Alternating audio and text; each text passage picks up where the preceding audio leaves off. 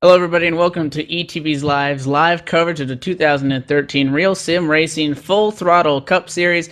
The white flag is out on the season, and it's race number 26 at the Richmond International Raceway tonight. Hello, everybody. My name is Evan Pasoko. Joining me up here in the booth again, Harrison Weidlitz. Harrison, welcome up to the booth here on this Monday night.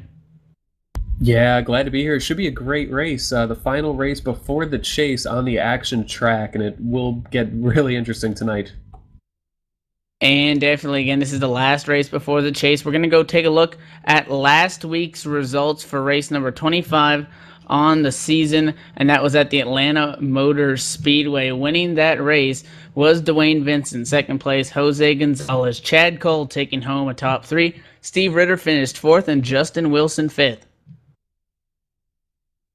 Sixth place, Nick Silver. Then seventh place was Cale Dresbach. Eighth place was Steve Gottschalk. Mike King finishing in ninth. Rhett McBride rounded up the top 10. And then we're going to look at our points now because this is very key with this final race before the chase is set. You want to get into that top 10. The top 10, Dwayne Vincent leading in the points. Chad Cole, 15 points back. An interesting thing to note, Vincent, 11 wins. Cole, 7. Third place in the points, Guy Snyder, the fourth. Rich Jet, fourth in points. And CJ LeVere, fifth in points. Yeah, and right now we've got Jose Gonzalez sixth in points, who is locked into the chase. Then followed by John Abbott in seventh, Ronnie Potts in eighth, Mike King in ninth, and Mark Bratcher currently in 10th, but he only has 7 points right now on Doug Roth as he tries to hang on to the top 10 in points. And definitely when you mentioned around that 10th spot, 10th place, being Mark Bratcher, 290 back, 7 points behind him is Doug Roth. Top 10 make it in on points, and then 11th through 20th positions are determined by the two drivers with the most wins. There's only 2 drivers in those spots with wins. Steve Ritter with 2, Chris Cable with 1. So you got to look at the guys like Burnett, Wilson, Gottschalk, and Roth to try to get a win here tonight if they want to get that wild card spot and get into the chase to win the RSR season when it gets down time for it. And then we will also go in competition to get that that Bobro Racing Mark II Virtual Racing cockpit seat. We're starting to get racing here, so let's go down trackside for the national anthem. Oh, say, can you see by the dawn's early light what so proudly we hailed at the twilight's last gleaming, whose broad stripes and bright stars through the perilous fight o'er the ramparts we watched were so gallantly streaming, and the rocket's red glare, the bombs bursting in air, gave proof through the night that our flag was still there. Oh, say does that star-spangled banner yet wave o'er the land of the free and the home of the brave.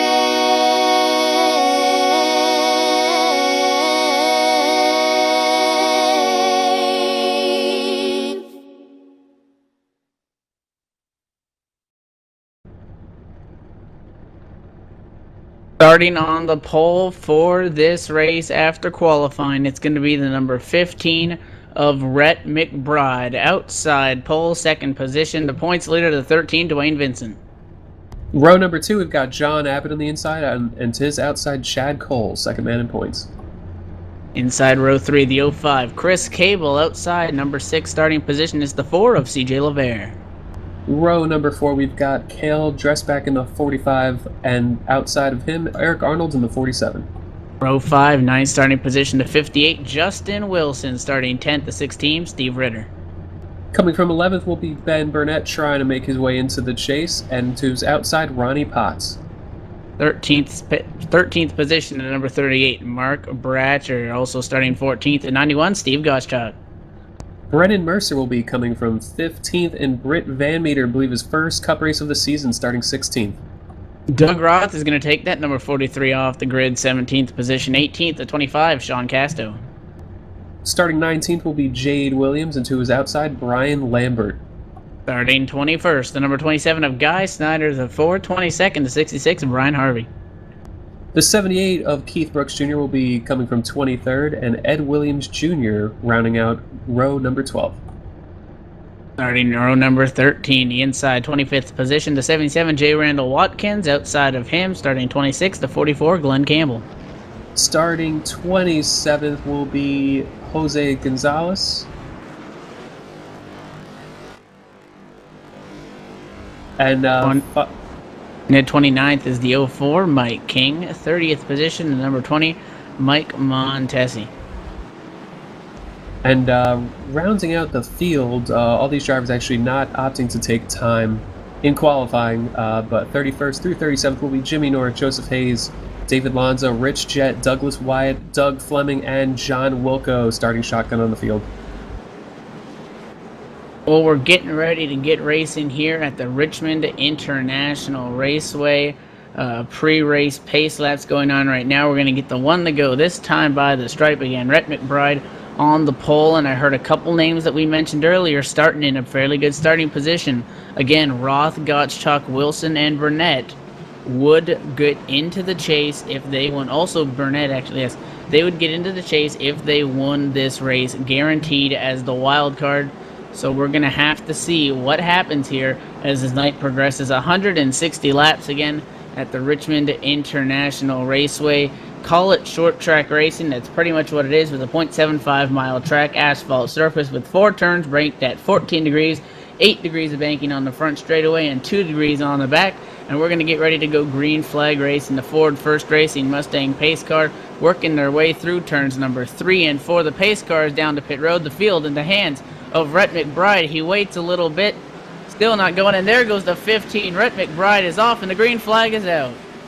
Yeah, Rhett McBride with a great start and an early lead going into turn 1. And Rhett's actually being shown 20th in points right now, and so the only way that he can make the chase is if he wins and something happens to Chris Cable, if he's within distance of catching Chris Cable. But Rhett McBride definitely wants to get a win on the board, and the qualifying time for the top 4, we're all very, very close.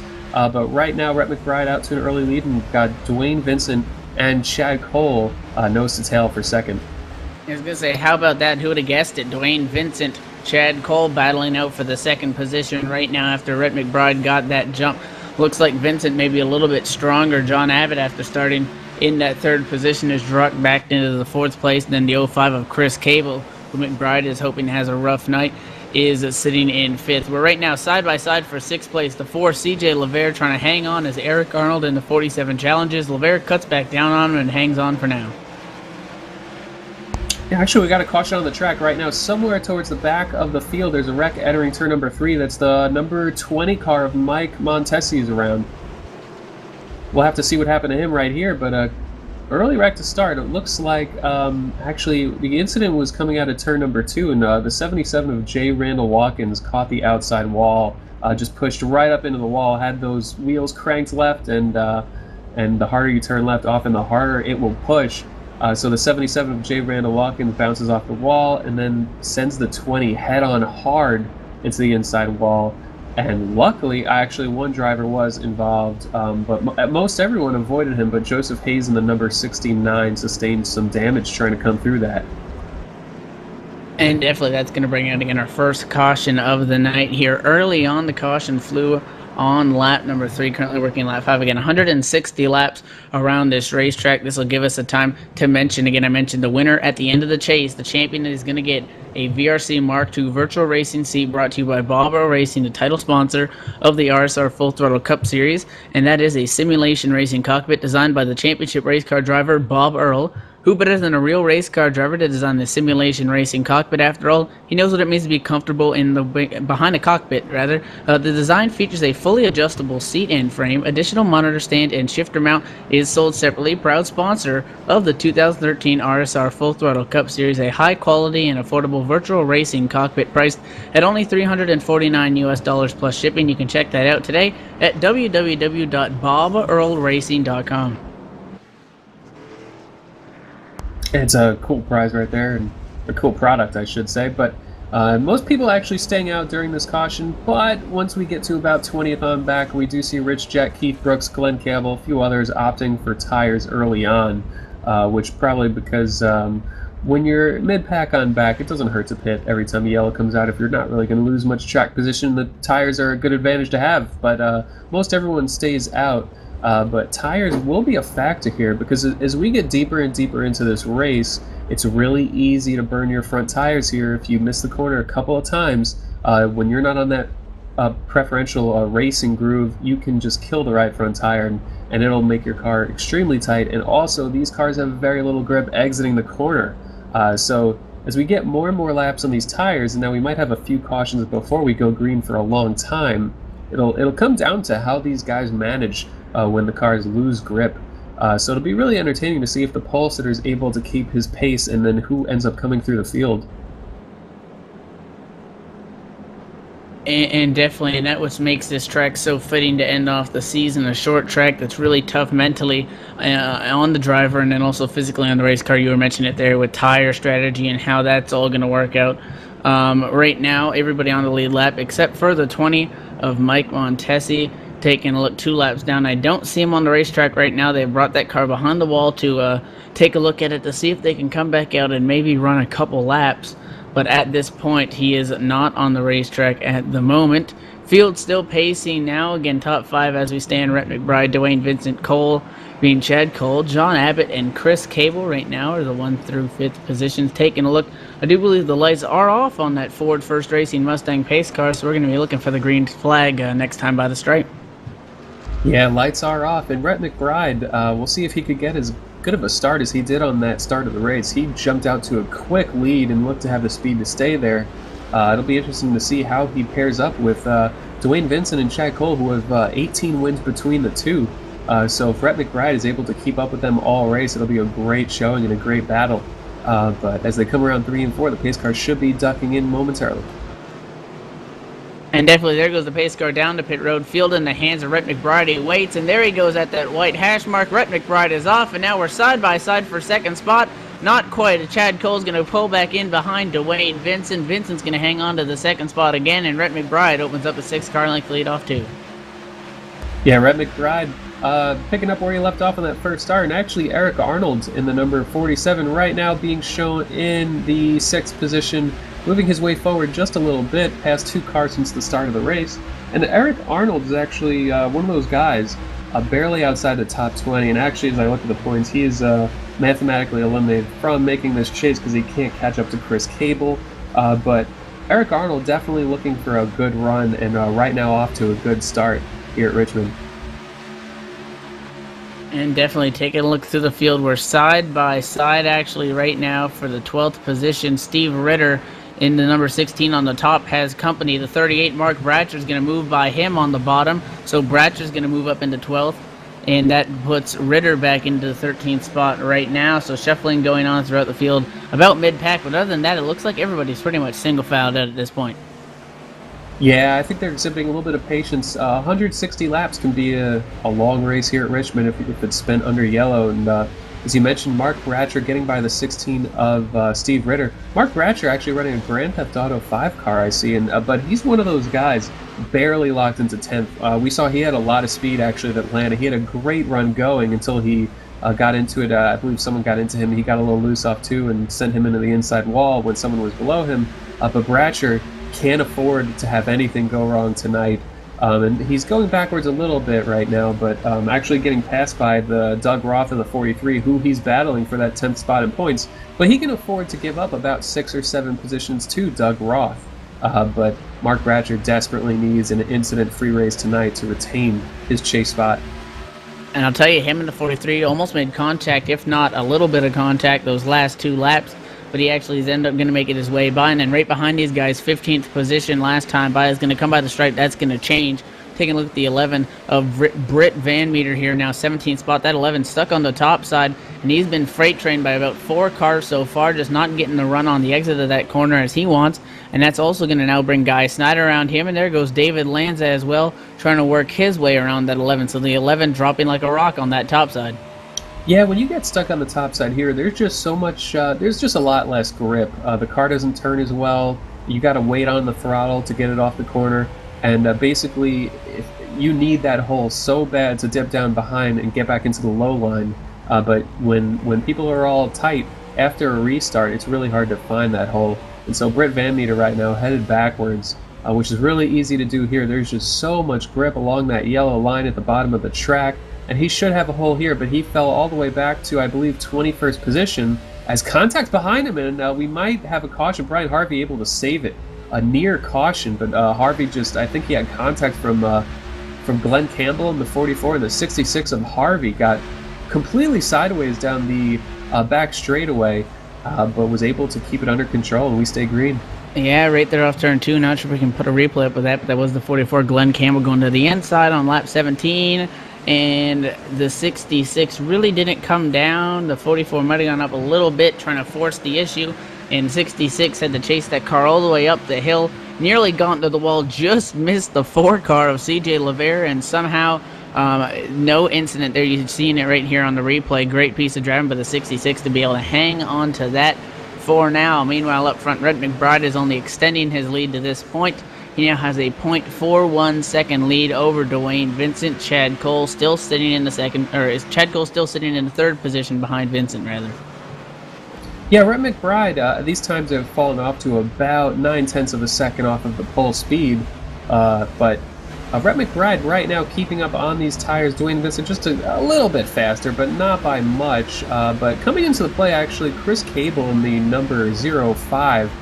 Chris Cable is looking to actually get one of those wild card spots. He has a good shot at it. He has 1 win on the season, so he has to worry about a few of the guys. But Chris Cable right now, one of the faster cars on the track, started in 5th with a good qualifying run and is currently shown in 4th, and I believe the caution is out. Yeah, definitely taking a look on the racetrack. Caution out, leaders slowing down. We're hearing the number 27 car. Guy Snyder, the 4th, is the cause. He is in the grass on the front straightaway with severe rear end damage to that race car. And this is a big mess here on the front straightaway. If we take a look at the replay, lap 21 coming across the stripe to take lap 22, 27. Looks like he got way sideways off turn 4, just couldn't save it. The 44 car made contact with him. That's Glenn Campbell.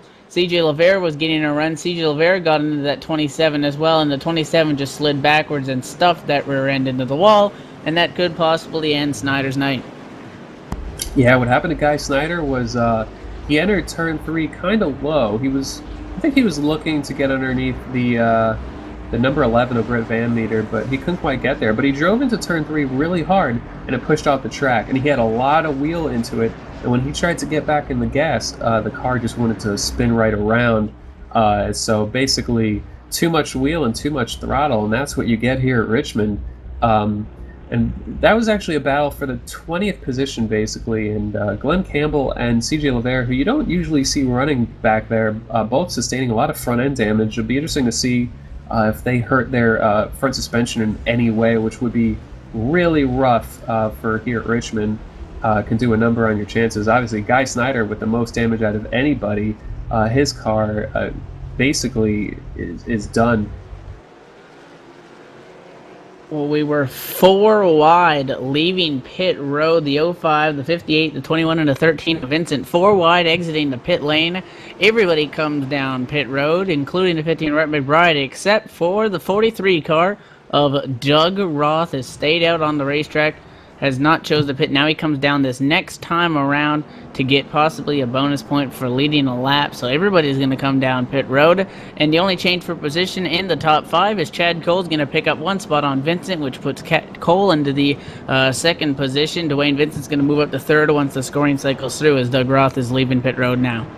Yeah, Doug Roth getting that bonus point is not the worst thought in the world, but there are a lot of cars on this lead lap, so he's in a very vulnerable position right now. Doug Roth is going to fade back in somewhere around 26th or worse, I do believe, or somewhere around 25th, judging by a couple of these guys with end along this line penalties. But Doug Roth, we saw him in that battle somewhere around the 13th and 14th position, and now he has given up about 13 spots in order to get that bonus point.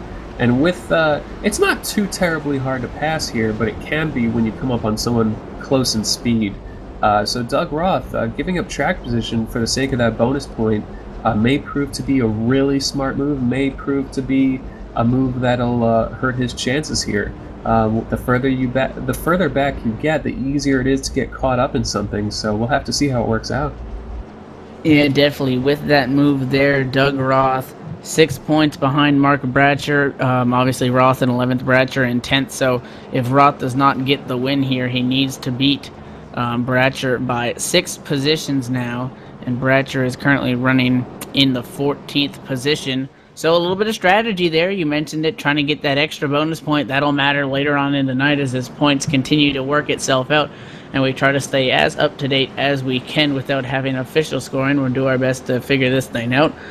Looking to go back green. Rhett McBride, again, is going to lead us back to the green flag after our second caution of the night. However, this time, 8 to Chad Cole is going to be on that top side, trying to hang on to that second spot and watching out for the charging number 13 of Vincent when we go green on this restart. The field working its way down the back straightaway in the Ford First Racing Mustang pace cars. Lights are off and is going to take that dive to the safety of pit road momentarily as we go through turns 3 and 4. The field bunching up behind the 15. The pace cars on pit road. We're waiting for Rhett McBride to give us the green flag, and there he goes. He timed that perfectly. Rhett McBride gets a big jump, and now we're side by side for second. Cole couldn't get it done. Vincent to the inside going into turn number 1. Trying to make it stick on that yellow line, and we're side by side. Vincent gets loose. Chad Cole with the run, and Chad Cole's going to hang on to second. Yeah, Rhett McBride is looking like John Force on these restarts, and Chad Cole just caught a bit of a break with I almost said Davey, just looking at that Davey Allison scheme. But Dwayne Vincent just got a little bit too loose on the bottom. Sometimes you take off older tires, you put on fresh ones, and you are surprised by just how much grip it has. As Chad Cole in the number 8 completely sideways, but saves it out of turn number 2. But as I was saying, it's very hard to hold someone off on the high side here, but Chad Cole did just that, which is very important as he's racing up here in the second position as Dwayne Vincent tries to regroup with Chris Cable right on his bumper, driving it really deep into these corners as he has Justin Wilson on his bumper. So the battle for third is pretty tight. Taking a look, the 05 Cable gets real close to the back bumper of the 13 of Dwayne Vincent going into 3.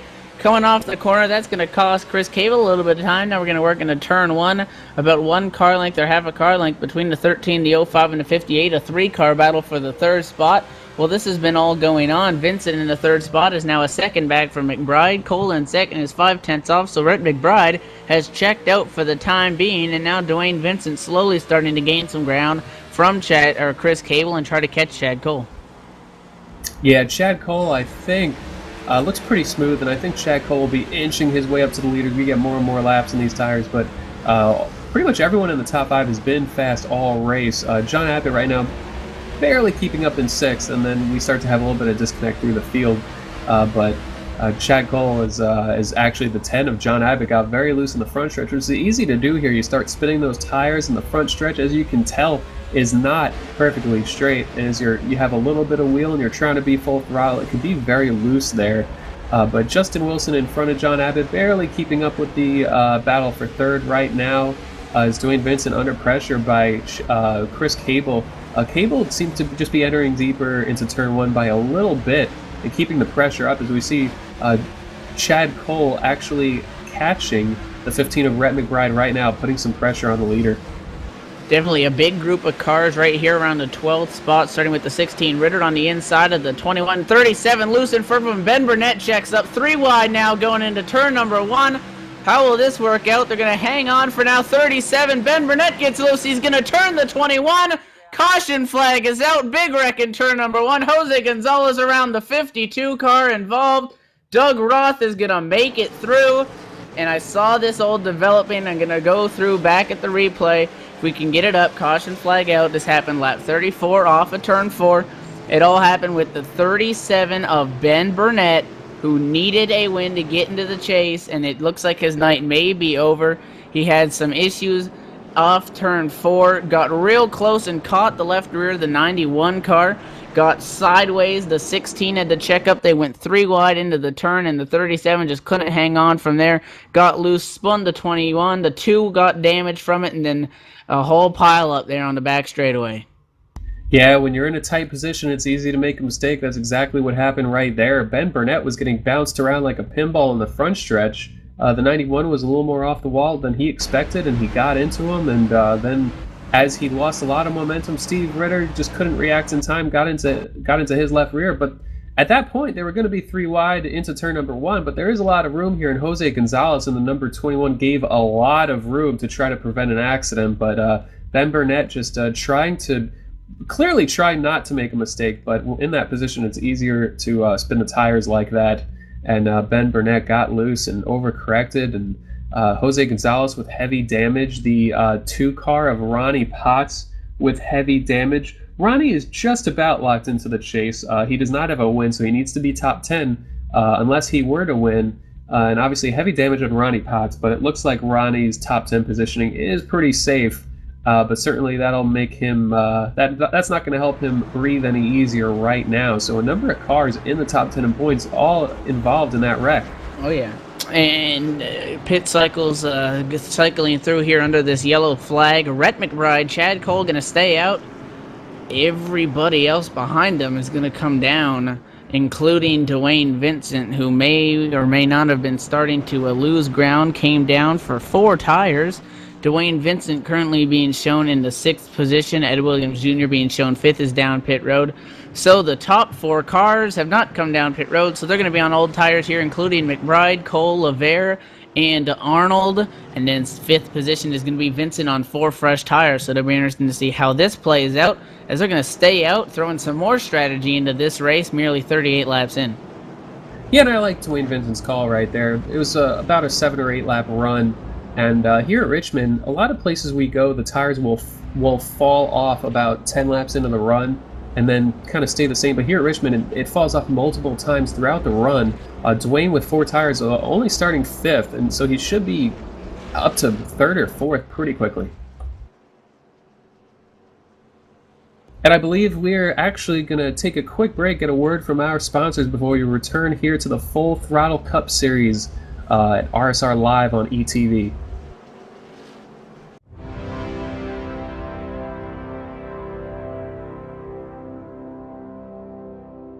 Race fans, it's time for those most famous words in motorsports.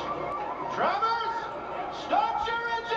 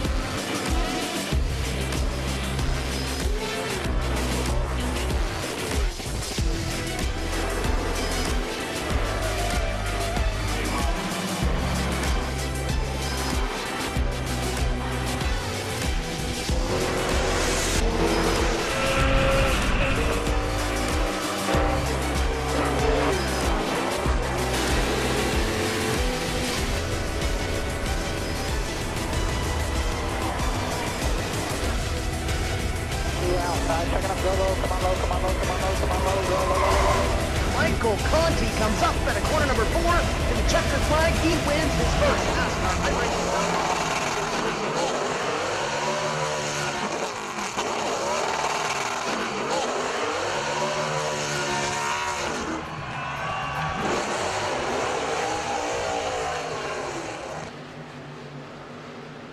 Back under green flag conditions here at the Richmond International Raceway. It's ETV Live's live coverage of the 2013 Real Sim Racing Full Throttle Cup Series. Battle is on for second. It's Dwayne Vincent going to the bottom on those 4 fresh Goodyear tires. Is going to make his way to the inside of CJ Lavera and make the pass, and the caution flag is going to fly. John Abbott in the 10. A huge pile up the top of the racetrack has turned into a parking lot here at Richmond. And this could have major chase implications as several cars are involved. And this started a long time ago at the front straightaway. Let's take a look. The 10, John Abbott, coming by to take lap 43. It was the 25 of Sean Casto catching the wall off 4, catching the 10 of John Abbott. John Abbott spun. The 16 was caught up in the 25. The 91 in it. The 29. The 04 is involved. Again, the 43, Doug Roth, squeaks by again. Got a golden horseshoe somewhere in that car, but he's battling for that chase spot. He's going to make it through this one also. And then they all piled in. The 62 is in it to 2. The 37 might have some damage. And another big one at Richmond. And this is really going to shake things up here in the points. Wow, that was that's the risk you run when you're Doug Roth. As I mentioned, you stay out for that 1 point, puts you in a vulnerable position. Doug Roth did an amazing job missing that wreck, just put his car where it needed to be and did a good job of slowing down and weaving his way through. As you mentioned, Sean Casto in the 25 is actually subbing for Nick Silver in that Speed Energy car. He hit the wall off 4, and sometimes it feels like rubber. It just bounces you off, and he hit that wall. And it's actually a pretty difficult part of the racetrack because of how easy it is to spin your tires off 4 up to the start-finish line. But when he hit the wall, it bounced off, hooked John Abbott hard. Steve Ritter got damaged. Rich Chet sustained a lot of damage. I believe Mike King, yeah, that is Mike King in the number 04 got a lot of damage. Glenn Campbell in the 44 might have had some damage in that. So a lot of cars involved. 9th place car got hooked, and that means everyone behind 9th was in position to possibly get involved in that thing, as they're hard on the throttle out of 4. So the track was basically blocked. A few people getting in there hot late in the going. Yeah, then when you block the track, and they really had nowhere to go. There's an inside wall right there. So we need to take a look at our update right now. Again, right now, 16th position is the 38 of Mark Bratcher, entering tonight 7 points ahead of Doug Roth. Doug Roth picked up that bonus point and is currently 6 positions ahead. So right now, Doug Roth and Mark Bratcher are tied for 10th place in points, and neither of them have a win. So that's another thing that we're going to need to keep a constant eye on as the night goes out. And also, there are several people that also got involved in that may shuffle things out that we don't even know about. We're not really ESPN. We don't have these live updates, so we're kind of trying to do some math here and figure it out. But an interesting night so far. I wasn't expecting to see 2 fairly major incidents this early on in the going. Yeah, absolutely. And Mark Bratcher was actually running 30th when that wreck broke out. I think he had some damage from earlier in the evening from a run-in that we didn't see. Not an accident, but something on a restart possibly. He might have fixed his damage there, and Bratcher was running 30th as that wreck broke out. Literally stopped on the track, came to a complete stop. So Bratcher did a good job of heads-up driving with that track blocked. Literally stopped on the track. So kudos to him for keeping his car not any more damaged than it is, as he's on pit road right now, that 38, getting his car cleaned up as best as he can. But Doug Roth, we'll see him stay out after that wreck, and Doug Roth will be running in the 10th position, and Mark Bratcher will have to be coming from the back. And definitely. Well, the lights have just been turned off up front at the Ford First Racing Mustang pace car. Rhett McBride again going to be taking us to the green flag. Some more quick facts on the Richmond International Raceway. Capacity crowd of 97,912. Owned and operated by the International Speedway Corporation. Opened up in 1946. So a very historic racetrack with the NASCAR Sprint Cup Series. Again, asphalt surface, 0.75 miles in length. 4 turns, 14 degrees in the corners. 8 on the front stretch and 2 on the back straightaway. Field working into turns 3 and 4. Again, the lights off on that pace car. The crowd slowly beginning to rise to their feet as we go for another restart. Pace car is down on pit road. Let's see when the 15 car goes. He waits, gets a shot from the 58, and the green flag is out. He's going to get a jump 6-7 car lengths into 1. We're side by side for second place. The 58 of Wilson might have the upper hand here on Dwayne Vincent. The 15, though, Rhett McBride loses a lot of speed. And now there goes Justin Wilson to the bottom looking in 3. Yeah, Justin Wilson able to capitalize on his third position on the restart, and he has fresher tires in that 15 of Rhett McBride, and this is the first time under green this race, to my knowledge, that Rhett McBride has lost the lead. So Justin Wilson to the point, first time this evening. And Rhett McBride, certainly the old tires are not feeling too good on his car right now. But Dwayne Vincent right now up to second, looking to get that lead back for the first time this evening as soon as he can, as Rhett McBride struggling, fading, just had no grip in the center or off. The 8 car, Chad Cole, got 30 degrees there on the back straightaway, nearly put that head on into the inside wall. He's going to lose a spot or two. He's being shown right now behind the 15 of McBride in the 7th spot. Again, Wilson up front, the first lead change all night long. Besides under caution, and that puts Vincent now in the 2nd place. How about the 47 of Eric Arnold? Started 8th, has been kind of the dark horse here. Haven't really heard much from him all night long, and now he's sitting in the top 3 in that Navy Nuke. I'm going to have to guess that this might be one of his favorite tracks. Eric Arnold currently 21st in points with a really nice showing. I think he's had one of those seasons where he hasn't quite gotten the finishes that he's deserved. We've seen him running well. I've definitely seen him running well in the few full throttle races that I have done on ETV, and it seems like getting involved in some stuff, possibly some bad luck, but this is a great run right now for Eric Arnold in that 47 as he's under pressure by Chris Cable, looking to get a run on him and get around him as Chris Cable looks low entering turn 1, and the 47 of Arnold is going to give him that lane. Cable is one of those guys who has been top 5 all night and has looked very strong. Right now, Cable looking to get third from Eric Arnold. And definitely Eric Arnold on the top side. The 05 Cable has gone around him. Now Cale Dresbach's going to make that pass on the front straightaway. So Arnold now dropping back into the 5th position at this moment. Also another car up in the top 10. How about the 84 Jimmy North after starting 31st? He's cracked the top 10, made his way through all those incidents, and has a good run going. Now we're side by side again for 5th place. Eric Arnold on the top. Now the 15 Rhett McBride, who got that great jump but lost it in turns 1 and 2, trying to make something happen. He can't get it done. The 15 is sideways off the corner, has to get way out of the gas. Now the 8's going to go by the 04. Now there goes the 84 Jimmy North by, and that 15 car is not good, and that's leaving Rhett McBride hanging on for dear life. Yeah, those tires certainly have him at a disadvantage right now. Last time in turn 1, he actually got a lot of apron, probably adjusting his line a little bit compared to how he was when he was up front. And in doing so, he just got a little too much apron, and that'll send your car sideways in a hurry. So Rhett got very sideways, able to bring it back under control, but certainly going backwards right now from the lead all the way back to 8th. He will probably be able to hold steady somewhere in the top 15, but with these guys with fresher tires around him, he's at a bad spot right now, as Jimmy North, as you mentioned, has done a good job of avoiding all the accidents, coming from the back to the front, and the 84 is the first car behind the 15 of Rhett McBride. Again, another update on that 10th position. Ben Burnett in the 37, who needed a good night, or rather Mark Bratcher, taking a look, he's actually moved up to the 20th spot, 1 spot behind Douglas Wyatt, so that's 19th and 20th positions. Doug Roth right now 9 positions ahead of him, so Doug Roth does have that 10th spot at this point in the race. Take a look up front. Dwayne Vincent not really falling off the back bumper of Justin Wilson. Last time by the straight 1.79 seconds off, and trying to close the distance, maybe try to battle for the lead and pick up another bonus point, because again, Dwayne Vincent picked up his 11th win of the season last week at Atlanta. Another 3 more bonus points can't hurt that team for sure going into the chase, and he's running good so far. Yeah, definitely. Dwayne looking to get every win that he can to give himself the biggest advantage that he can get. Justin Wilson in the lead, running a good pace. However, Dwayne Vincent's pace is just a little bit better, certainly putting a lot of pressure on Justin Wilson.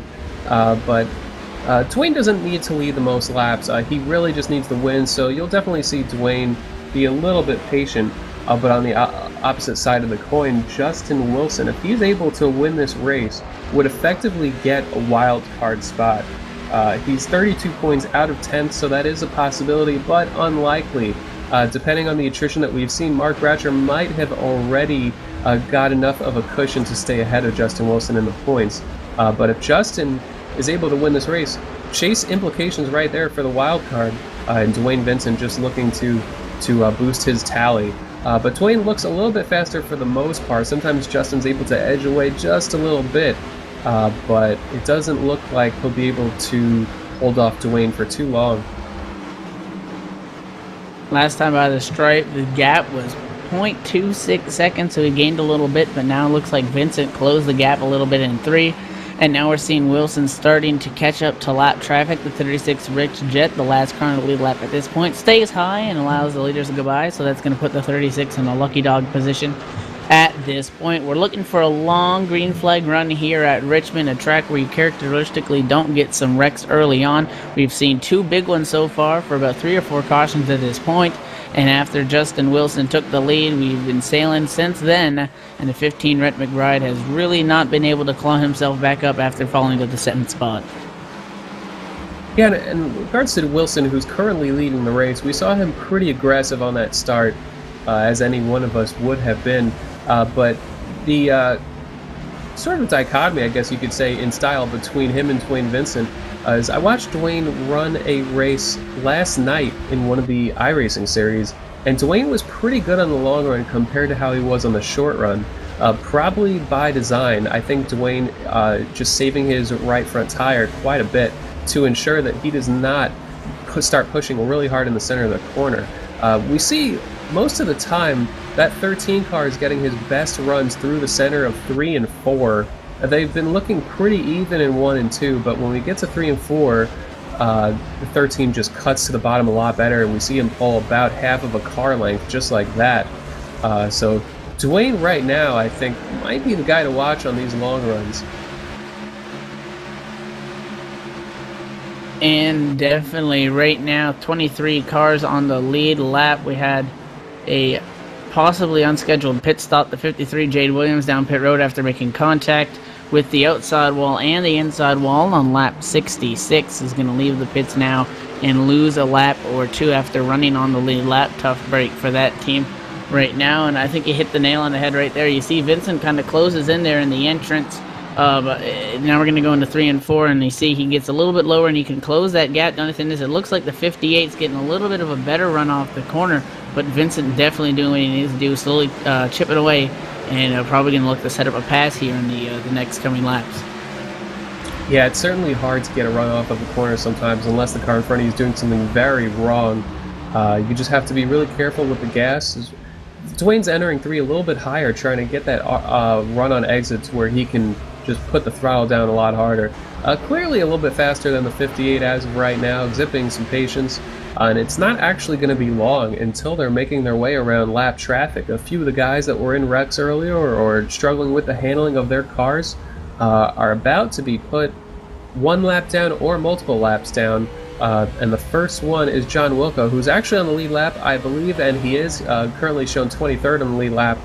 So John Wilco is going to move away out of the way of the leaders in the next lap, and that would put 22 cars on the lead lap, as actually, judging by the standings, Mark Bratcher running 17th and Doug Roth in 10th.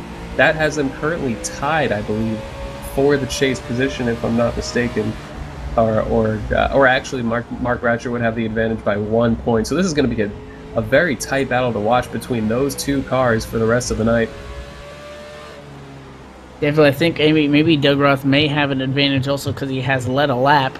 I don't believe Bratcher has done that yet. He may have stayed out, possibly under a caution. We don't know. I know he dropped to the back of the field not too many laps to go, but he's working his way up, and he still has about 10 seconds till he goes a lap down, and he's looking fast, looking to pass the 66 of Brian Harvey. So Mark Bratcher's race car definitely doing what he needs it to do, and they'll possibly get that thing touched up by the end of the night and try to get to victory lane.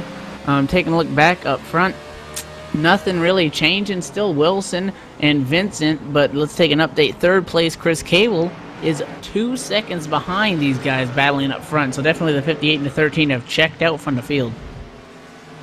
Yeah, Chris Cable not doing a bad job. He's been top 5 all night. He's looked good.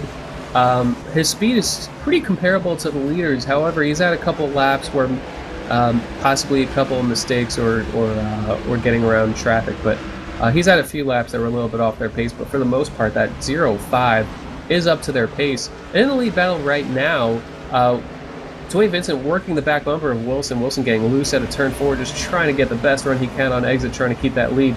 We do see Chad Cole right behind them. Chad Cole's currently shown 9 laps down after having to bring it to pit road for an electrical issue. They got that squared away. He's back out with slightly fresher tires. And Chad Cole, I'm not sure if he's going to try to get one of his laps back the old-fashioned way. It looks like he understands that he's probably not going to be able to get back on the lead lap this race, and he's giving those leaders some room to not upset the battle. Obviously, if Chad can't win this race, the only effect is bonus points. He's locked into this chase, so one bad run isn't going to hurt him unless you certainly believe that the momentum would be a detriment. But Dwayne Vincent's still working on the 58 of Wilson as they're moving around the 77 of J. Randall Watkins, going a lap down, and 3 more cars ahead of them, battling hard. And yeah, definitely, again, Vincent, 11 wins on the season. Chad Cole with 7 at this point. Doesn't look like Chad Cole's going to get it done. He's 9 laps down, and he has over 160-point cushion to Guy Snyder, so points really don't matter. He was just going to try to get it done for a bonus point. Not going to happen tonight, but Dwayne Vincent's not going to roll that up because he's still sitting in the second position, and there is a lot of traffic in front of these leaders right here. 58 Wilson going under the 12, going under the 02 car, or 82 rather. This can get pretty close for these lead lap guys here, especially when they have to work through lap traffic cars who are battling against each other. Yeah, and all those cars were on the lead lap, but they did not mess with the lead battle too much. Only 18 on the lead lap now is Wilson still in the lead. 13 gets really close to his back bumper in 3 and 4. Justin Wilson actually finished second here in the spring race, so we know he can drive this track. Certainly a factor anywhere we go, but looking very good. He gets loose. Justin Wilson got the apron coming out of turn number 2, and that's the mistake that Dwayne Vincent needed. Quickly puts it underneath the number 58 and put Dwayne Vincent to the lead, and this will be his first lap lead of the event. As Wilson looks low, but Dwayne Vincent shuts the door entering turn number 1, and now we'll look to pull away from that 58 car. Yeah, definitely. He got it done. He worked hard and he worked him down, and then he's going to make that pass. And I wouldn't be surprised if you see Dwayne Vincent start to pull away a little bit. And as this green flag run continues, the cars on the lead lap continue to fall off. Right now, 18 on the lead lap out of the massive field of 36 we started with. So we just passed the halfway point 5 laps ago, and now only half the cars are left on the lead lap. We're going to take you through a full field rundown here. Since we are past the halfway, right now, first position, Dwayne Vincent. Second place, Justin Wilson. Third place, Chris Cable. Fourth place, Mike King. Fifth place, Rhett McBride. Sixth place, CJ LeVere. Seventh, Steve Gottschalk. Eighth, Brennan Mercer. Ninth, Doug Roth. And 10th, Eric Arnold. 11th position just changed, actually. Glenn Campbell up to 11th, and following him is Jimmy North in 12th. Both cars just past Dave Lanza, who has fallen to 13th. Britt Van Meter currently in 14th in his first Full Throttle Cup start. Mark Bratcher up to 15th position on the move forward, followed by Cale Dressback. Ed Williams Jr. is in 17th as the last car on the lead lap, and rounding out the top 20, all 1 lap down, is Douglas Wyatt, Doug Fleming, and Ronnie Potts. 21st through 30th position, again, 1 lap down right here is Randall Watkins. John Wilco, 2 laps down. You have Rich Jett and Jade Williams, 3 laps down. Brian Harvey, Ben Burnett, Sean Casto, 7 laps down. Chad Cole, 9 laps down in a 28th spot. 29th position, 13 laps down. Jose Gonzalez in 30th. The number 69, Joseph Hayes, 37 laps down. And I believe rounding out the field, 31st through 36th, are all cars that have parked it and taken their car behind the wall. I don't believe any of those drivers are on the track, and those are Steve Ritter, John Abbott, Brian Lambert, Guy Snyder, Keith Brooks Jr., and Mike Montesi. And definitely tough break for some drivers, and most of those guys were probably just innocent bystanders in those 2 fairly large wrecks that we saw when the night started. Taking a look right now as we continue into the green flag again, over halfway through this race, which means we're starting to go on the downhill side of things here. 70 laps to go this time by for Dwayne Vincent. Lap times currently around the 22nd per lap range, so really not a lot of racing left to go. And I mentioned I wouldn't be surprised if Vincent started to pull away. Well, he has. He's opened up now a 3-second gap on third and almost a second lead on the second place car, being Justin Wilson at this point. Yeah, and actually looking at these lap times and whatnot, Chris Cable was able to narrow it down to less than 2 seconds behind the leader, but since then, Chris Cable just was a little bit slower, possibly catching lap traffic at the wrong times. And Chris Cable now has fallen 3 seconds behind the leader, but Dwayne Vincent edging away right now, already 8/10, 9/10 ahead of the second place car of Justin Wilson. And it looks like Dwayne right now is the fastest car on the racetrack with these laps on these tires. And actually, I want to give a shout out right now to the number 4 of CJ Lovere, currently running in 5th. Didn't have the best, actually he qualified 6th, but early on in the race he found himself running in the 20s, possibly had some damage to fix and possibly just pitted when a lot of people didn't. Don't quite remember how he fell into the 20s. It wasn't by performance or speed, but he did get involved in a wreck after that big wreck that just covered the front stretch and everyone had to lock it down. CJ Lovere sustained front end damage, but right now running decent lap times and running in the top 5. Recently, he was one of the guys who was able to get around Rhett McBride, and as other drivers have gotten time on their tires, Rhett McBride has brought it back up to 6th position. We saw him fall all the way to 8th. But Rhett right now holding strong in 6th as Dwayne Vincent continues to edge away from the entire field. And definitely, while we continue under green flag conditions at the Richmond International Raceway, we're going to step away for a quick commercial break, and we'll come back with some more green flag racing with the 2013 Real Sim Racing Full Throttle Cup Series. Don't go anywhere.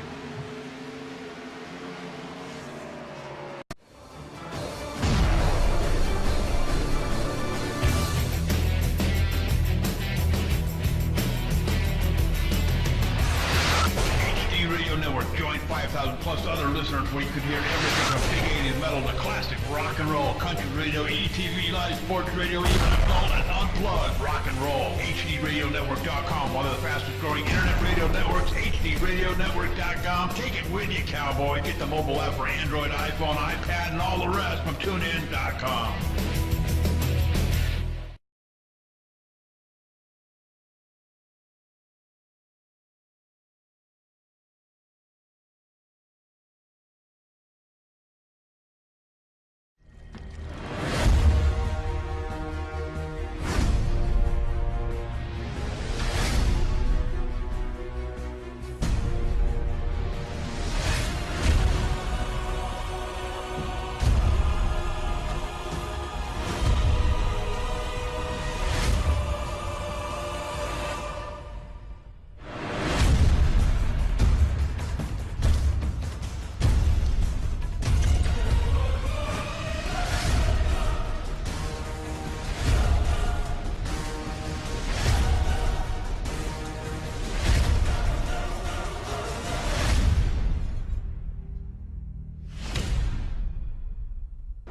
Welcome back. Caution flag is out at the Richmond International Raceway. You're seeing the replay right now. Incident on the back straightaway.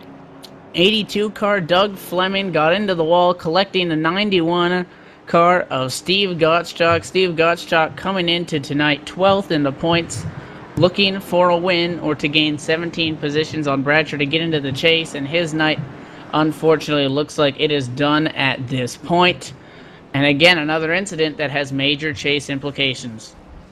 Yeah, Steve Gottschalk, tough break for him because the 82 was a lap car and he was trying to stay out of everyone's way, but that turn 2 wall comes quick.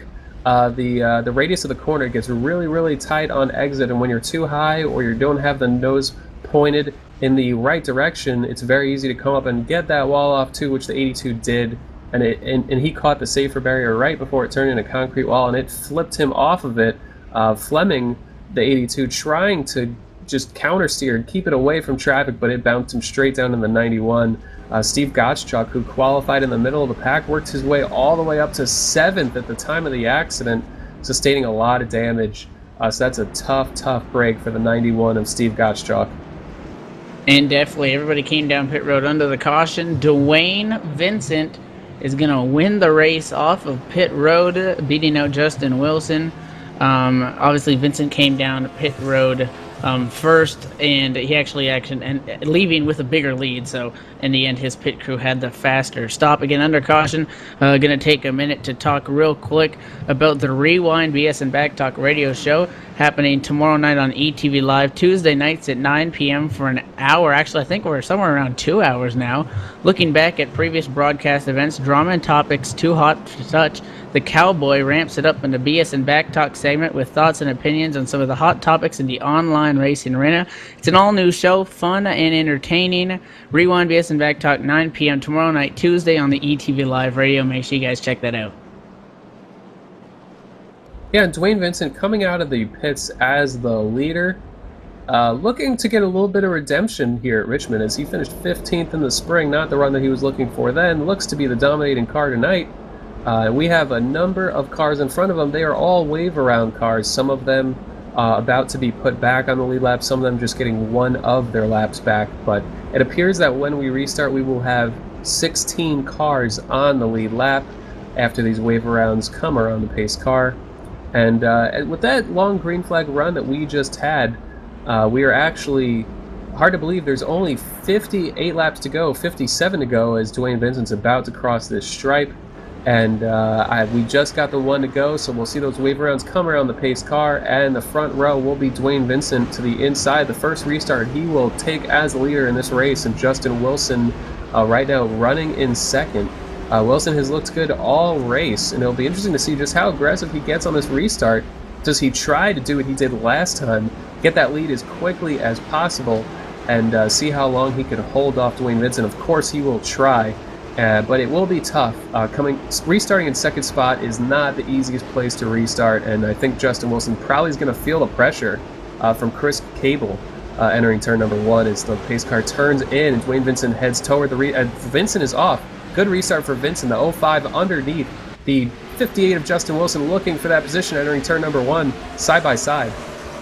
The 05 gets real close into turn number 1. That's Chris Cable. Cable's going to pick up that position. Vincent wasted no time on that restart. He got going real quick. But now the 05 of Cable is just right back up on his rear bumper through turns 3 and 4. This groups everything back up. And at 13 of Vincent, obviously an improvement from last year. Earlier in the season, finished 15th in the spring race earlier on this year. And has definitely improved on that and has a fast race car right now. And now he starts to open up the gap on the 05 car for that second position. Now we're also getting reports that we have a car on pit road. Yeah, I'll have to see if he got a black flag on that start. I'm not sure what happened to him, but he brought it to pit road after the fact. He might, I'm not sure if he got a penalty. He did switch lanes before the start, or before they got to the finish line on that restart. So I'm not sure if that gave him a black flag by the officials. It doesn't appear that. They might have just whispered him. But Mike King taking it to pit road and leaving pit road now. So I'm not sure what happened there. But he gave up a 6th place position to hit pit road. And definitely the 91 again, Steve Gottschalk, went back out on the racetrack too slow. He's going to come back down pit road and try to further service that race car. Again, a tough night for this team who, it was a long shot, but were mathematically possible to get into the chase, and if with a win, would lock themselves into that wild card spot. Tough break for them. As their night's pretty much done on pit road. I mentioned Vincent started to pull away from Chris Cable. Well, hello, Chris Cable back up on the rear bumper of Dwayne Vincent now, about a car length off. Kind of takes a look to the inside, a little bit of a different corner entrance going into one. He's going to get real close, almost gets on the back bumper of Vincent off too. He had to get way out of the gas, and now there goes the 58 Justin Wilson. They're side by side for the second spot. Wilson with the advantage, and the 58 is going to move into the second spot. And Dwayne Vincent likes this more than anyone else because the more they battle side by side, it wasn't a long side-by-side battle, but anytime the cars race behind you, you start pulling away from them. They can't simply go as fast as they can. But Chris Cable, as you said, was a way more shallow entry and a deeper entry too. But right there, we saw him trying to get that run. It was mistimed. He caught Dwayne too quick through the center of the corner just before Dwayne Vincent was getting back on the gas. And that left him vulnerable for the 58 of Justin Wilson, who finished second here in the spring and is running currently second. As we're within 50 laps to go, this time around will be 48 as Dwayne catches more lap traffic. It's the 62 of John Wilco and the 36 of Rich Jett, who just give him the courtesy and stay out of the way, and Dwayne Vincent clears him out of turn number 2, but the 58 going to get hung up a little bit on the 36 of Rich Jett, which certainly helps Vincent. Yeah, definitely. I mean, I keep seeing Chris Cable kind of get real close to the car in front of him and bump in the corner. Maybe he drives a little bit better in the center. He got loose there off 4, and he's going to lose significant time now to the 58 of Wilson. He's going to try to gain that back up, but right now, 15 cars on the lead lap as we run right now. Yeah, that lap, the number of cars on the lead lap just seems to keep dwindling as these leaders are at a really good pace.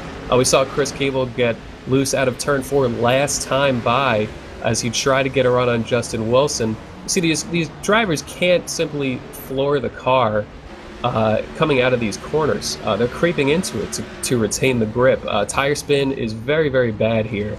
And so when you're trying to get a run on someone, you're more liable to just simply get into the gas too quickly, which spins the tires, gets you sideways. That's exactly what happened to him 2 laps ago.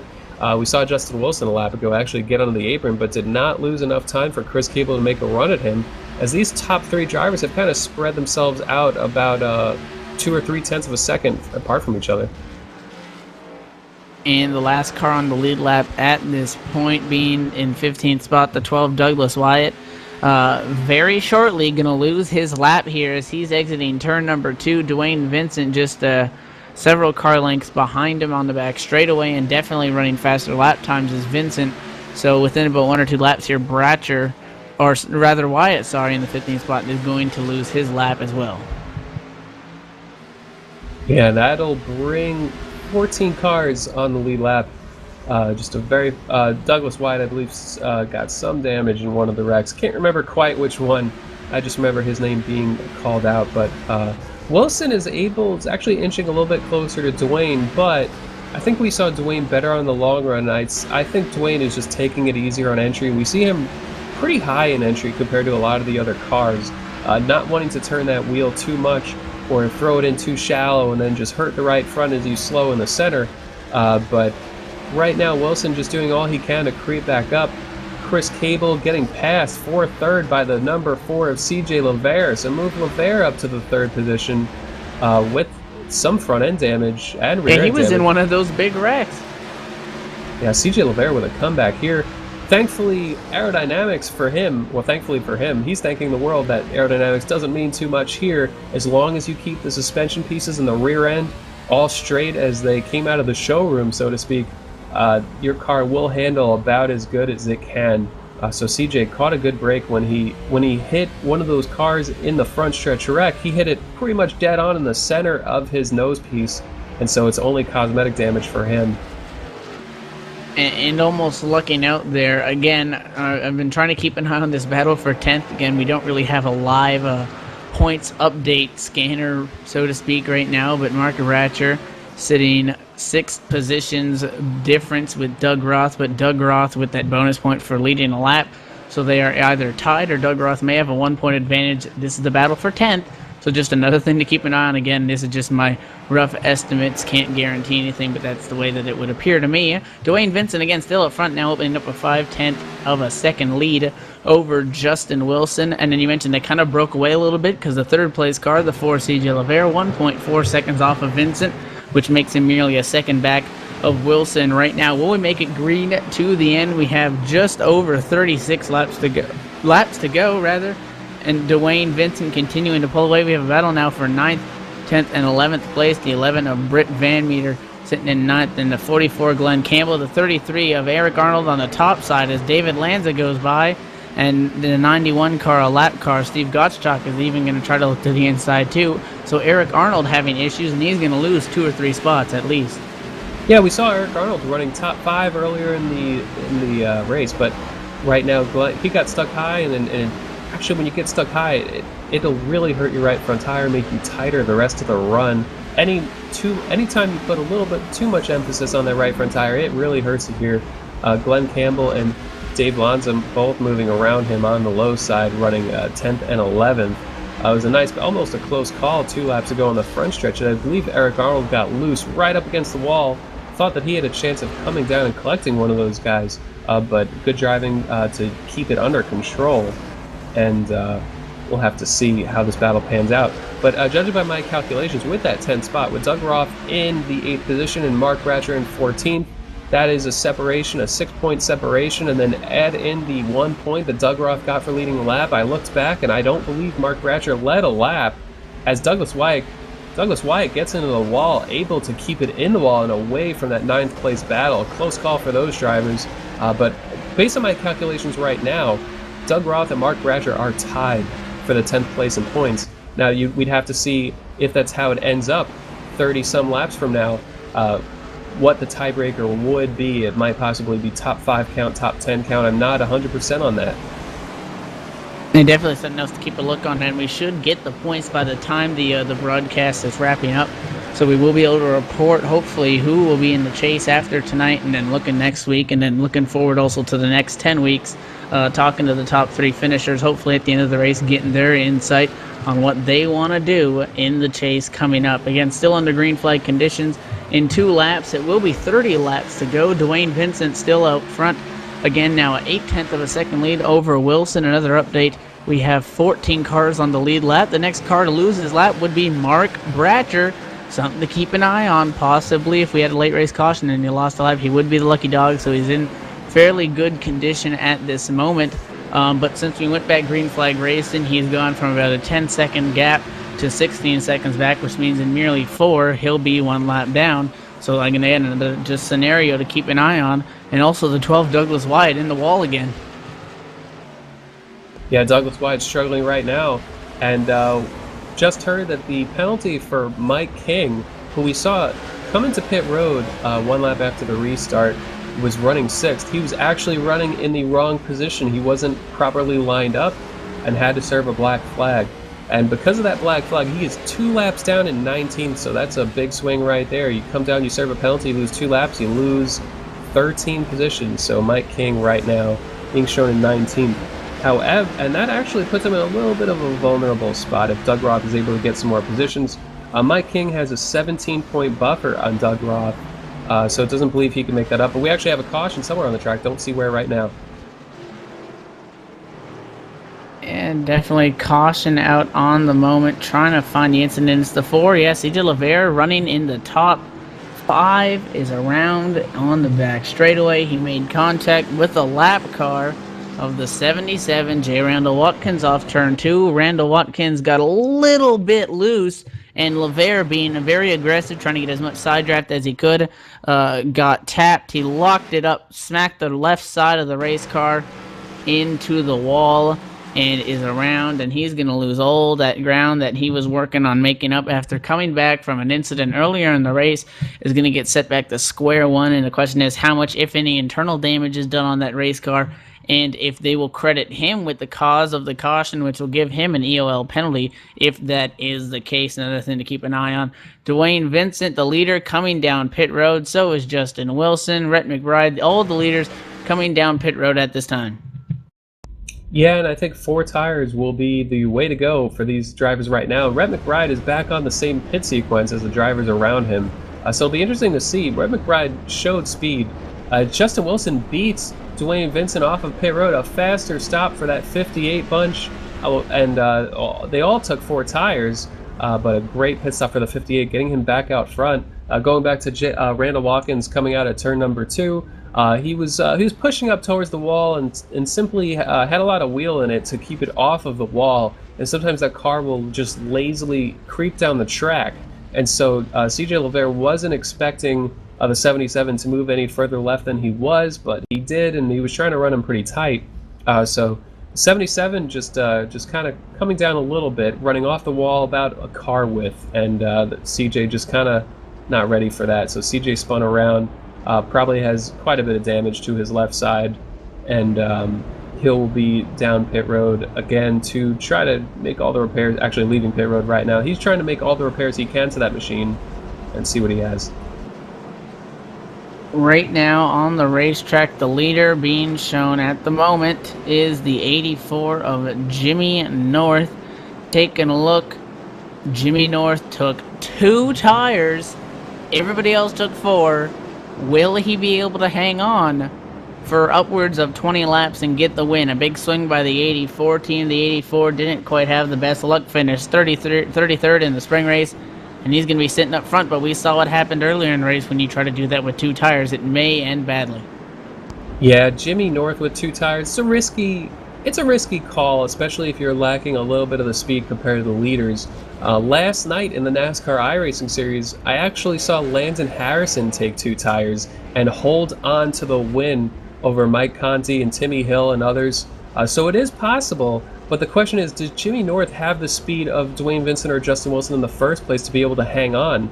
You have to time these restarts perfectly. You have to be able to guard that bottom and make sure they don't get underneath you, because if they get a nose underneath your car, your position is lost. You will simply not be able to hold off 4 fresh tires.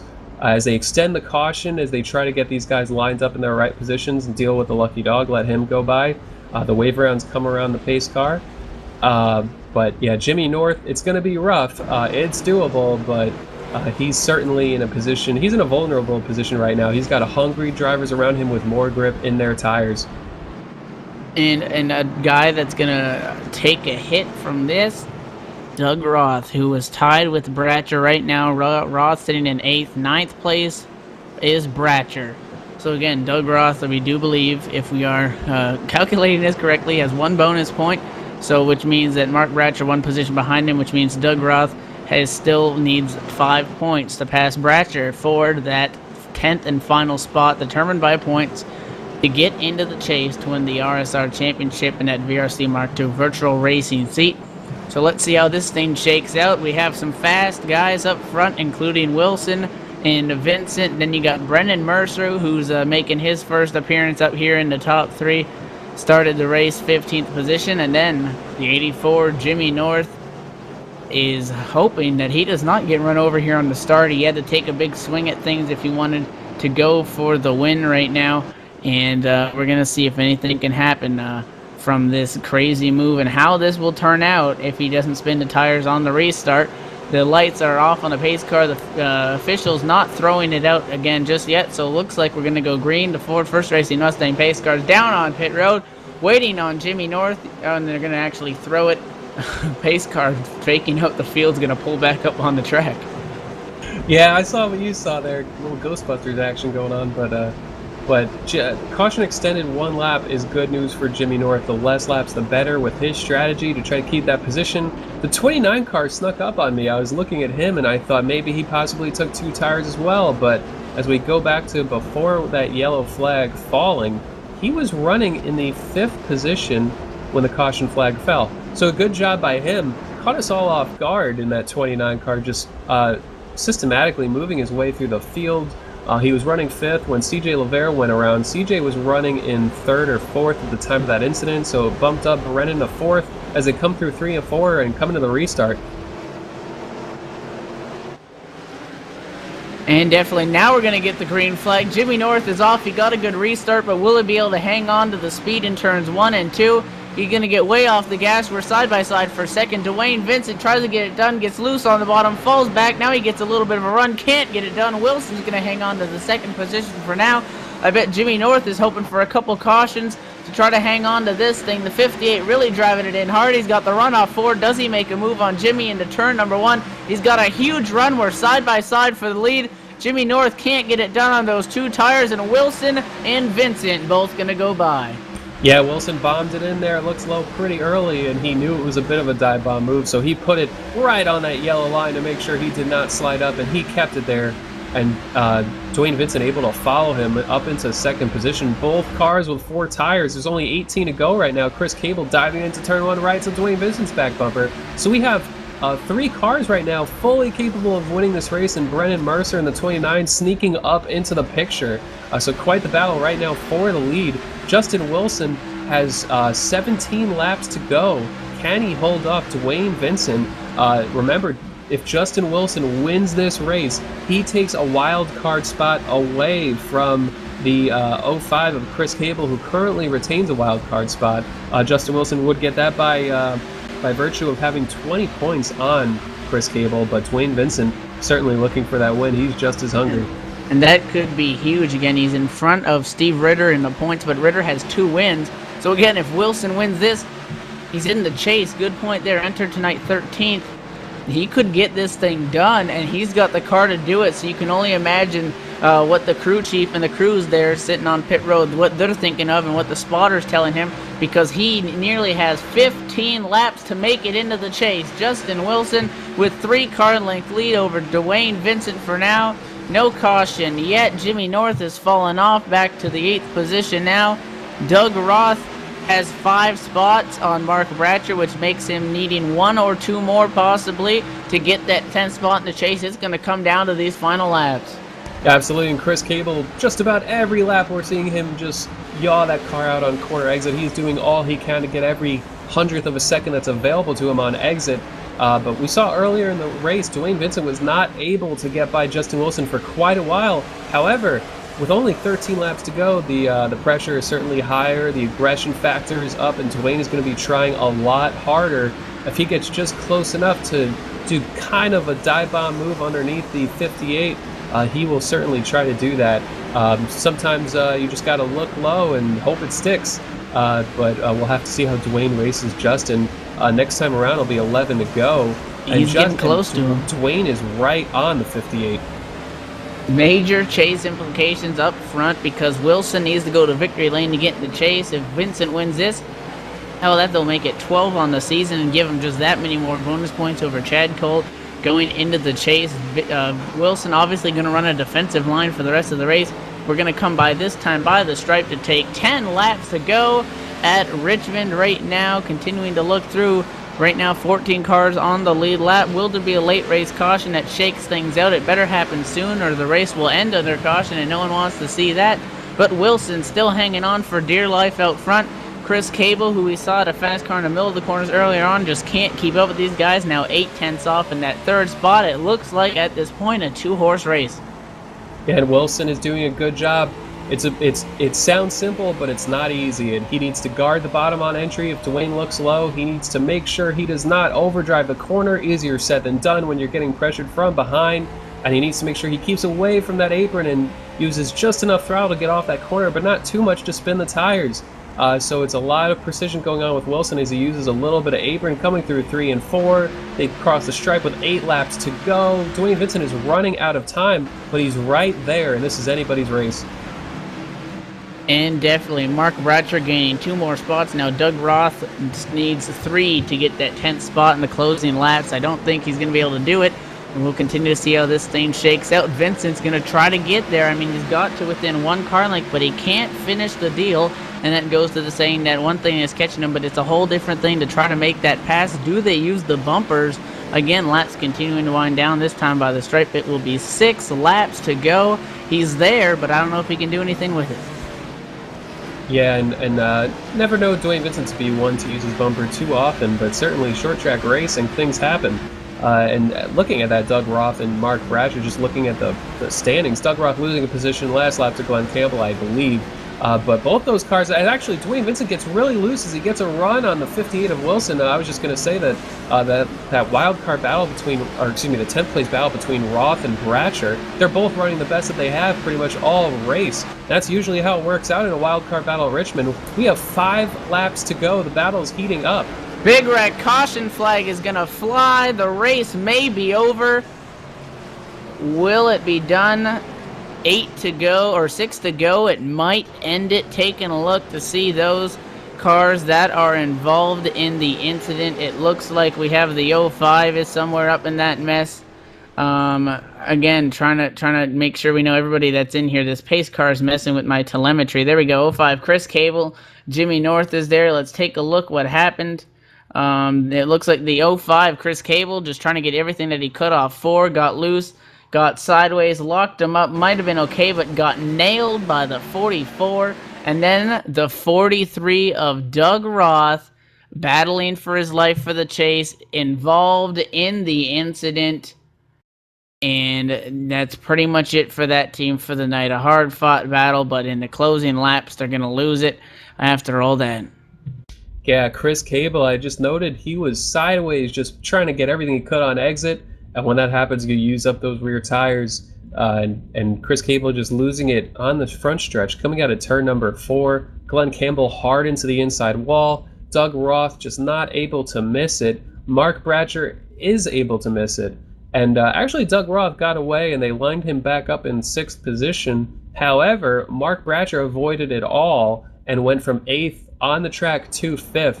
So with this caution effectively ending the race, Justin Wilson has taken that wild card spot from Chris Cable, who brought out the caution, just doing all that he could to put himself in a position.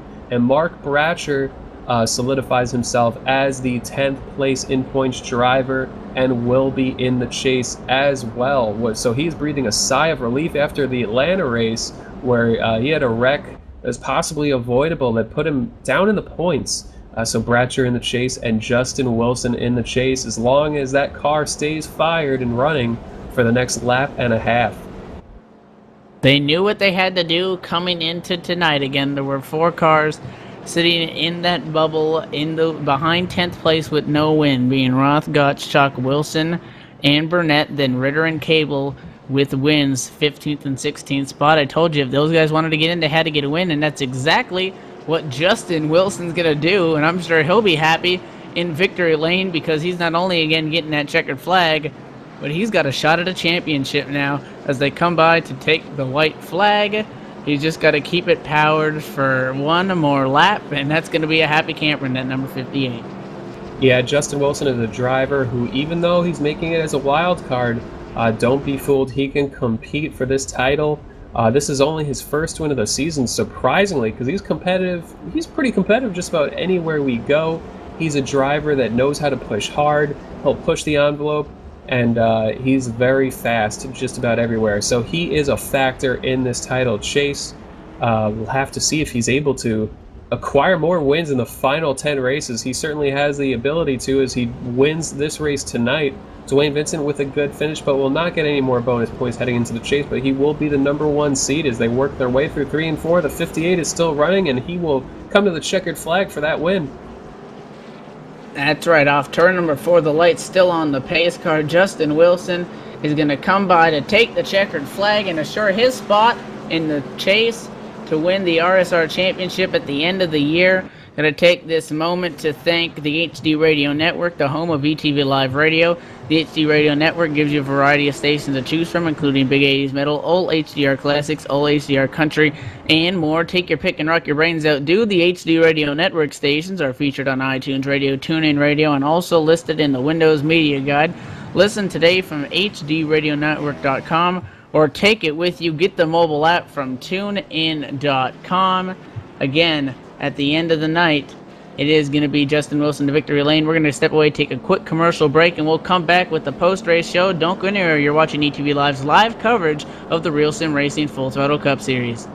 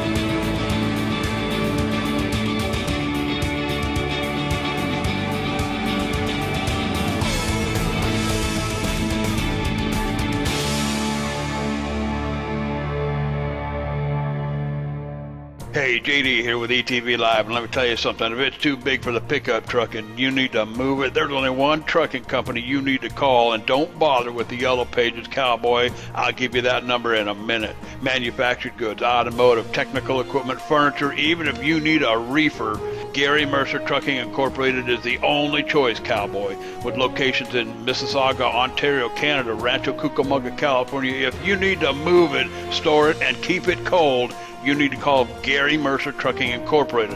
Long haul, short haul, or just across town, Gary Mercer has the best trained and qualified drivers to get your load from point A to point B with professionalism and on time. So remember, Hoss, if it don't fit in a pickup truck, you're going to need a real truck, cowboy. Sponsors of ETV Live's Friday Night Showdown, Gary Mercer Trucking Incorporated, 1-800-668-2980.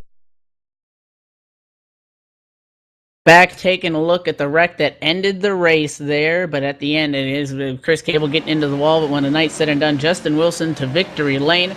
However, before we get to that, I'm now down here on pit road with our third place finisher, the 29 of Brendan Mercer. Brendan started this race in the 15th spot. I bet a top 3 feels pretty damn good right now. Oh, the Gary Mercer Trucking Chevrolet was running pretty stout tonight. Gotta thank the boys with Stroker Aces.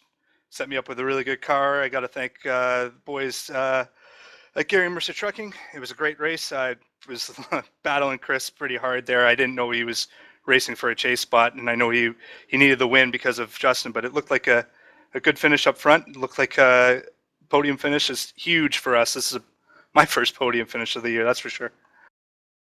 And definitely talk us through that race we saw when an incident happened. It seemed to be a pretty big one. Where were you in all that chaos there earlier on? The two teammates getting together.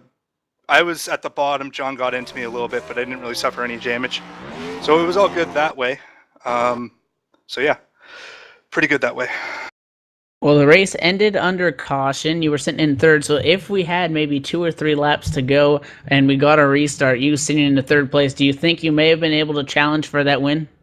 Fresh tires, yes. I probably could have challenged, but I gave it everything I got to get that podium finish to get around Chris. I wheeled that thing to get third.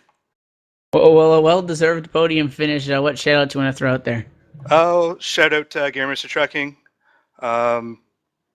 Stroker Aces, John Abbott, Rich Jett, and shout out to my wife Maggie. Well, congrats on your top 3 finish, and we'll look for you in the upcoming weeks. Maybe this will give you some momentum, and we'll see you up there again. Thanks, Evan.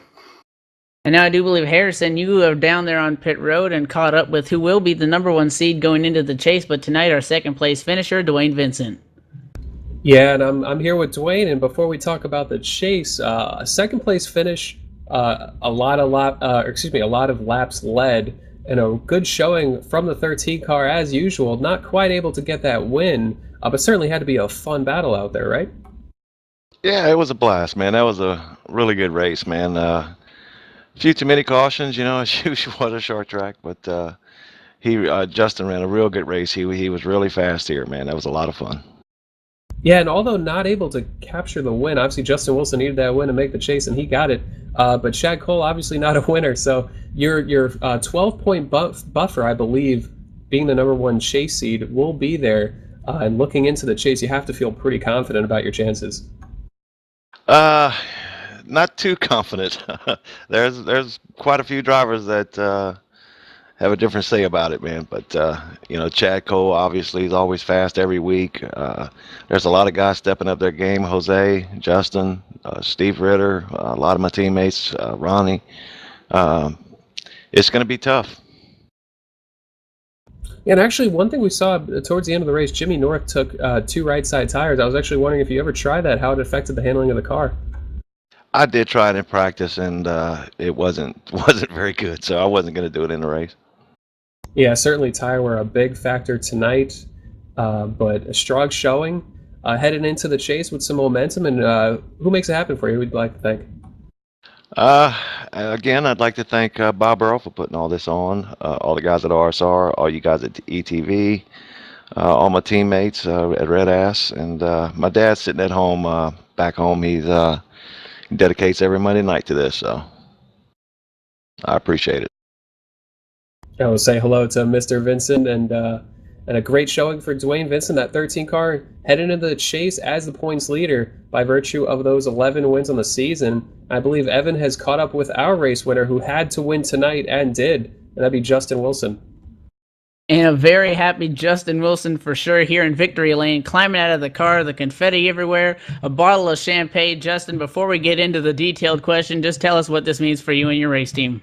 Oh, you have the slightest idea. I am speechless, to be honest with you. I did a lot of practice. I knew I had to win this race in order to take Chris's spot.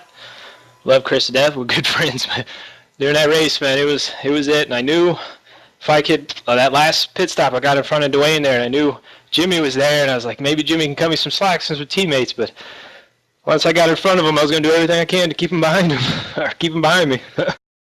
And definitely the caution might have helped you out there at the end. If we went green all the way, do you think you still would have been able to hang on for victory lane? I would have wrecked trying, that's for sure. Well, it was a crazy night out at the racetrack for sure. We saw several major incidents. You had a pretty good car all night long. Walk us through your race. It was actually a really good race. I really did a bad qualifying. I was kind of mad at myself for it, but my spotter Chris, he was there. He was telling me to calm down, and we were working our way through the fields, slowly picking them off, and I knew we were pretty quick, but the long runs kind of killed us. I kind of overdrove them a little bit and started getting a little loose, so I had to keep backing it down. But I'm just, just speechless. I knew my goal was to win one of these races this season, and I picked the right one to do it, apparently. And definitely, we're going to go into the chase, obviously, taking a look at the unofficial points that have been updated. Dwayne Vincent's going to start with a 33-point lead due to his wins.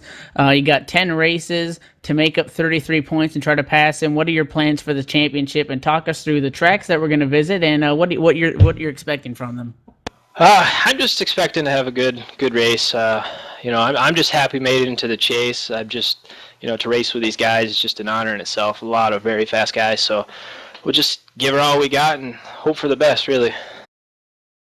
Well, congratulations on your win. Good luck in the chase. Any shout-outs you want to throw out there? Oh, yeah, I want to thank you guys, RSR, for helping me out, my teammates, and Chris Holm for spotting for me tonight. Did an excellent job. Well, that is Justin Wilson, tonight's winner. He's going to be the one with the most momentum going into the chase. Now, also, I do believe Harrison is caught up with Mark Bratcher. Mark Bratcher entered tonight 10th in the points. He had some consistent battling going on with Doug Roth, was able to keep the gap close enough so that he'd hang on to that third spot, and that's going to keep him in that 10th or entering the chase 10th place once everything was rounded out. So, Harrison, I believe you're caught up with him down there on pit road. Yeah, disappointing finish at Atlanta for Mark Bratcher really made the race for the P10 in points a lot more interesting than it was. But certainly that also left a lot of pressure on Mark Bratcher's shoulders. But I tell you what, he had to come from the back a few times in the middle of the race. I saw Mark, you sustained some damage, but able to bring it home and miss that final wreck. But you were in position to make the chase anyway. 8th place was going to get it done, and you ended up with a top 5. So how do you feel right now? I feel really relieved. I haven't driven that hard the entire season. I can't thank my crew chief, Chris Walker, enough. He kept me calm on the radio after the accident. I thought my night was done right then. I thought we had that accident missed, and one of the cars came down and it hit the rear end housing of the car, and that rear end housing was out the entire race. And it was just the hardest race I drove physically, mentally. I'm just exhausted. Yeah, certainly anytime the rear end housing gets moved around kills the handling of the car. And did that make you a lot looser, a lot tighter? Did it change the tire wear? It slowed me down on the straightaways, but believe it or not, through the corners on the long run, it was actually phenomenal. I was able just on that one long run, was able to move all the way back up into the 14th position, and the whole time we had tabs on Doug Roth and where he was, and he stayed out and led a lap. So before the race started, we had to stay 7 points or 7 positions either behind him, or we had to be in front of him. And then he led that lap, so that made it 6, and so it made it a little bit tougher, the car damage. The long run, he came back to us, and then on that last restart, my crew chief called off that he took 2 tires, we took 4, and starting right behind him. And once we settled in and I seen the lead the car had in front of him, he wasn't making no gains, so we just stayed right there, and we knew we were going to make the chase at that point. And unfortunately, he got caught up in that last accident. We were able to get through there and escape out of the top 5. That was actually your fourth top 5 of the season. And looking at the races in the chase, like Chicago, we have Talladega, Martinsville, Phoenix, Homestead, all the tracks like that. Are there any tracks that you are really looking forward to racing? I'm looking forward to Talladega. I love the restrictor plates, and it's like a chess match. I feel like if I can stay out of the big one, I'm usually, this Peach State Racing Ford Fusion is fast on the restrictor plates. And Chicago should be a good race for us. Martinsville will probably be, one of them races that's we're going to have to survive. But, we've all season long, this 38 team, all we've done is just focus on top 10s. And I think we just had a few top 5s this season, and we missed the first 3 races of the season. And to miss the first 3 races of the season and race into this chase, it speaks volumes for how hard we've worked. And crew chief on top coming in and week out and helping, and then it's just been an emotional season, and it's my rookie season with RSR. So we're going to go in this chase, and we're going to run a lot harder, and we're going to run more like we had at Atlanta before the accident, because at Atlanta was probably the first time that I thought I actually had a chance at Dwayne Vincent, and I wanted the opportunity to race him, and we didn't get that opportunity. So hopefully in this chase we'll get a chance to get up there and compete for this championship. Yeah, certainly starting to peak at the right time, fresh off of 2 good runs and 1 really good finish. And who would you like to thank? Who makes it happen for you? I want to thank all the guys at Peach State Racing: Rhett Walker, Hollis Vanderloon, Chris Walker, all the guys at Real Sim Racing, our ETV. I want to thank everybody that puts everything into this event that makes it possible for us to do this. I want to thank my wife and kids who've put up with me being down here racing, and allow me to do this and having the patience. And I just can't thank them folks enough. All I do is drive it. Yeah, and that's Mark Bratcher, tonight's 5th place finisher, certainly breathing a heavy sigh of relief looking into this chase. And definitely, I do believe we have a special guest up here in the broadcast booth, JD Webb. Special guest, my ass. Hey, we just wanted to remind everybody tuning in here tonight, of course, all the drivers here, and especially the 10 drivers, actually 11 drivers. We've got the wild card spot too. I believe that's going to go to Steve Ritter. That's unofficial though. Not able to get the official points out yet. They're working hard crunching the numbers. But on the other hand, Rewind BS and Backtalk Radio Show, we're going to feature these guys, the top 10, 11 drivers in the Full Throttle Cup Series each week, all the way through this chase series here with Real Sim Racing's Full Throttle Cup Series. So Tuesday nights at 9 o'clock p.m. sharp. You don't want to miss the show. Tune in tomorrow night. Evan's going to go off on Clint Boyer, big time Cowboy. So you do not want to miss that show. In fact, I think Jimmy North and I are probably going to take a back seat tomorrow night, just let Evan have the mic.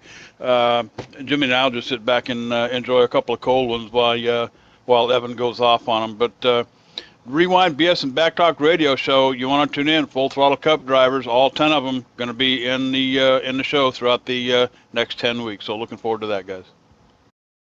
Yeah, I have a couple things to say on that issue. Harrison, as things start to wind down here at Richmond, before we go, what was your analysis on the night of racing? And, what are you looking forward to in these next 10 weeks going into the chase?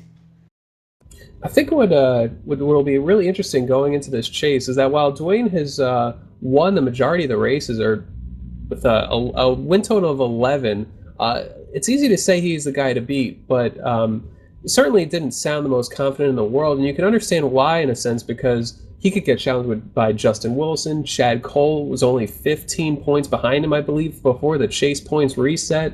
You've got a lot of guys who can compete and a lot of guys who can win. So it'll come down to who can be hot at the right time. Tonight's race was very entertaining. We saw comers and goers. Certainly the long runs made it interesting. A couple of big wrecks. A couple guys got in those big wrecks and were able to salvage great finishes. So really just a very entertaining race to wrap up the regular season heading into the chase. Yeah, I definitely couldn't agree with you more. It seems that somehow, after so many races, there's always some stuff to keep an eye on here at Richmond going into the chase. A lot of shuffling of positions. Obviously, the amazing story of Justin Wilson, who knew he needed a win if he wanted to stand a chance, qualified ninth, ended up taking home the win. It's a great night, but now pretty much everything they've worked for, those top 12 drivers are going to hit the reset button, and the chase begins next week at Chicago. So for everybody that made this broadcast possible, JD Webb, we spoke to him earlier, engineering the show, Laura Lawson on the cameras, Harrison Wiles, thanks for joining me up here tonight. My name is Evan Pasoko. We'll see you next week when the chase starts at Chicago. This was ETV Live's live coverage of the 2013 Real Sim Racing Full Throttle Cup Series. We'll see you next week.